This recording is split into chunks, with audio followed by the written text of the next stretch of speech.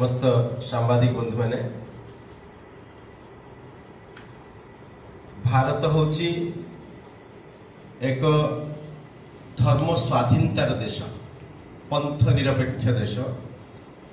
समस्ते निजे निजर मत पंथ को स्वतंत्र भाव परिचालित करिवार, प्रचार प्रसार करिवार आ निज मत को निजे ठीक ढंग से प्रतिष्ठित करिवार स्वाधीनता अच्छी। एणु आम विशेष देवगढ़ जिला एवं संबलपुर जिला कुचिंडा निकट बनवासी क्षेत्र में हालेलिया हालेलिया को प्रत्येक गाँव रे मैंने आरंभ कहते कि जे जीशु होचंदी भगवान प्रिय पुत या छड़ा गति जदि हेबे आपण माने एवं ताकर प्रार्थना करिवे ताहले तो आरोग्य हेबो। ये माने ई भूल सूचना दउछंती। पूर्व स्वामी जी कहउथिले कि प्रकृते सेमाने स्वेच्छा जाई पारिबे किंतु माने प्रलोभन करछंती एवं प्रतारणा करूछंती। ये होची समस्त में आम पई आम समाज में राष्ट्र पई धर्म पई क्षतिकारक ही होईची। एणु प्रकृते आमे जदि विरोध न करूछु आज न काली ये महामारी जीवाणु जोटा कैंसर जमी लोक को नष्ट करे ए कैंसर मैंने आज काली समस्त पाखे पहुंचब एवं यही बाबद समस्त पाखे सूचना आज सारा भारत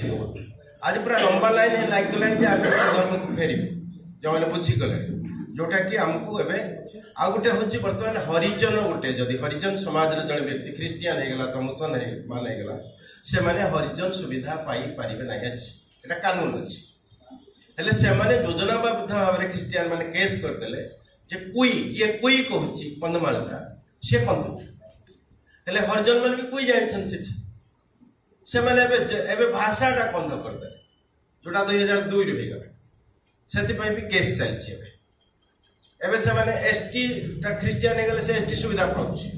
आमर संविधान अनुसार माने जी माने ख्रीस्टियान अथवा मुसलमान मैंने एससी एसटी नहीं हिंदू धर्म में एससी एसटी अच्छे जनजातीय अथवा जनजातीय विषयटा स्वामी जीवन मुक्तानंद गुरुजी जी महाराज अखिल भारतीय संत समाज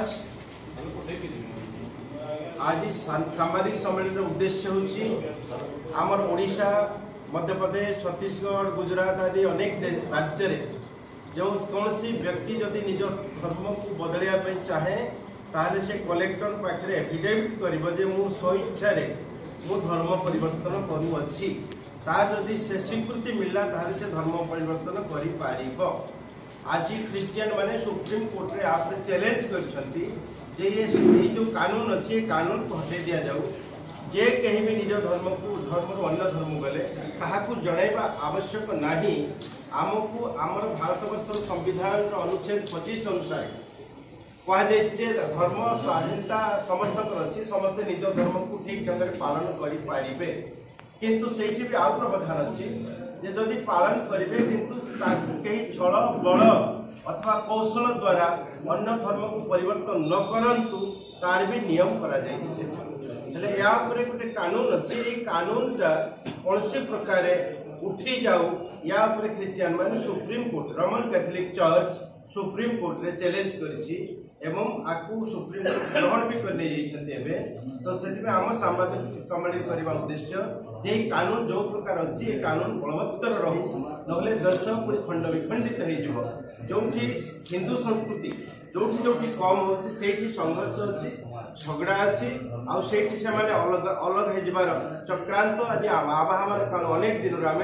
देखी आसुँच से आम चाहूँ संत समाज चाहूँगी जे ये कानून बलवत्तर रहू एवं ता सहित जी भी धर्म परिवर्तन करने कहा आपत्ति नहीं आम किंतु निज स्वेच्छा जावाई सरकार को जन।